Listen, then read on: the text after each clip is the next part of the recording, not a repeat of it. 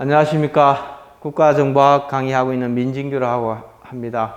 여러분들 시험도 이제 몇 개월 남지 않아서 최종 어떻게 좀 정리를 하면은, 합격선에 들 수 있는 방법에 대해서 간략하게 설명을 드리도록 하겠습니다. 민준규 국가정보학 책을 공부하신다면은 국가정보학의 이해와 국가정보기관의 비밀활동과 역할, 국가정보기관의 이해와 발전 방향 이렇게 구분되어 있습니다. 사실 과목 내용별로 어떤 영역에서 가장 많은 문제가 출제된다 이렇게 좀 정확하게 예측하기는 어렵고요. 전체가 다 골고루 지금까지 한 15년 동안 출제된 경향을 보면 골고루 출제되고 있습니다. 그런 것들을 좀 감안해서 꼼꼼하게 다 공부를 하셔야 될 것 같습니다. 그래서 전체 내용과 학습 방법입니다. 1장에서부터 6장까지는 정보의 라이프 사이클에 대해서 얘기되어 있습니다. 정보의 정의, 국가정보기관의 역할, 첩보의 수집, 정보의 분석, 정보보고서 생성과 배포 이런 걸로 관련되어 있고요. 그래서 주요 학자들의 용어의 정의라든지 사례 이런 부분들을 공부하는 게 중요합니다. 그리고 7장부터 12장까지는 비밀공작과 방첩활동입니다. 그래서 비밀공작의 종류, 방첩활동의 분류, 산업정보활동, 범죄와 테러, 정보전쟁, 국가위기관리입니다. 이 두 번째 파트에서도 사례들이 용어의 정의와 사례가 좀 중요하다 이렇게 볼 수 있을 것 같고요. 13장부터 26장까지는 정보기관 기구입니다. 그래서 한국, 북한, 미국, 러시아, 일본, 중국, 영국, 프랑스, 독일, 이스라엘 정보기구들과 그 다음에 정보기관에 대한 민주적 통제, 정보기관의 핵심 이런 내용들이 포함되어 있습니다. 그래서 정보기관의 주요 국가 정보기관들의 변화라든지 임무, 역사가 그동안에 많이 출제되었었습니다.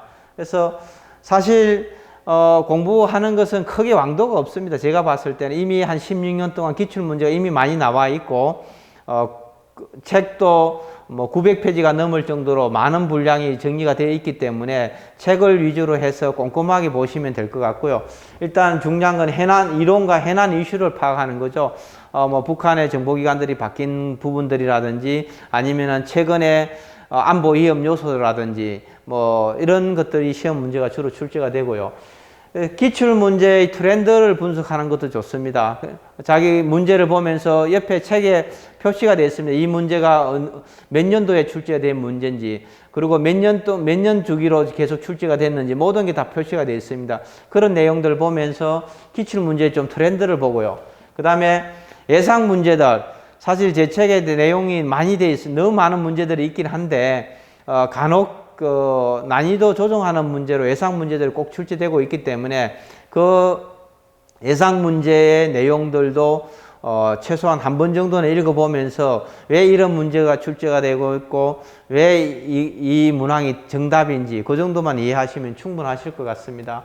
그래서 기본 이론을 완벽하게 이해한 기반 위에서 문제풀이를 반복하는 게 가장 좋은 학습 방법입니다.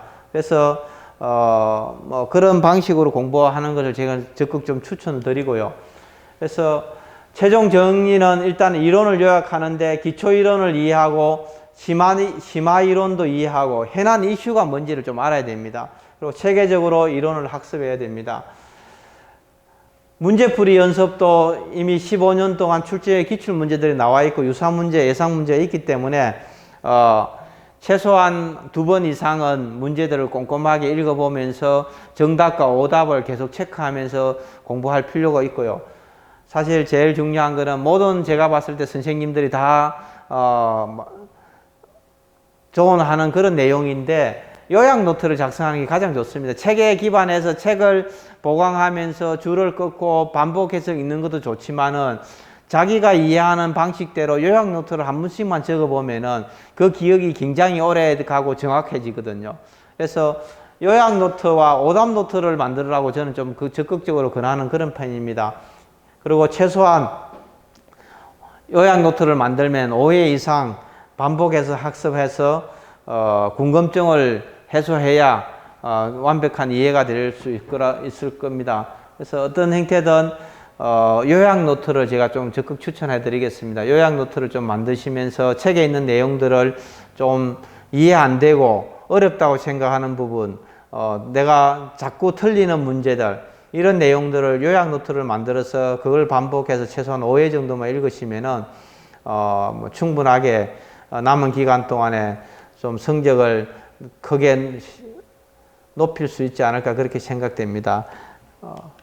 그래서 뭐 국가정보학에 관련된 거는 워낙 많은 부분들이 있고 지난 한 15년 동안 민주주의 국가정보학 책에서 대부분 많이 출제됐기 때문에 반복해서 요약 노트까지 만드신다면은 충분히 고득점을 받을 수 있을 거라고 그렇게 확신합니다. 남은 기간 동안에 열심히 공부하셔서 시험에 합격하시길 그렇게 빌겠습니다. 이상 마치겠습니다.